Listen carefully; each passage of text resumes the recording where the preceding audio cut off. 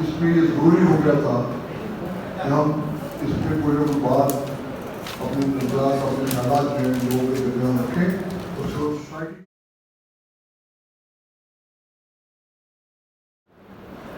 سارے ہم دیکھ رہے ہیں کہ پاکستان کو سیاسی،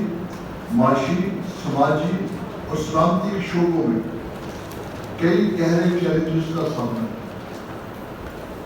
ملک فیصلہ کن موڑ پر کھڑا ہے۔ حکمرانوں کی جانب سے اسے مزید ہارڈ اسٹیٹ بنانے کے باقاعدہ اعلان نے صورتحال کو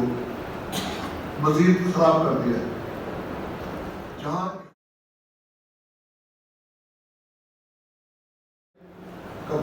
کا برداشت جو ہے وہ ناپید ہو جائے، وہ ختم ہو جائے، وہ ہو گیا ہے، جس کی وجہ سے نتیجے میں بڑے پیمانے پر انسانی حقوق کی خلاف ورزیاں، میڈیا پر پابندیاں، صحافیوں اور سیاسی کارکنوں کی گرفتاریاں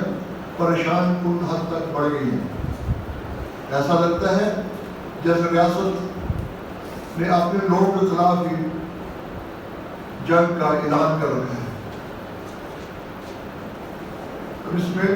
آگے ہم نے اس کو کیا ہے سویلین اور فوجی ادارے اور ان کے درمیان کی کشمکش ہے، اس کی صورتحال یہ ہے کہ قیام پاکستان سے لے کر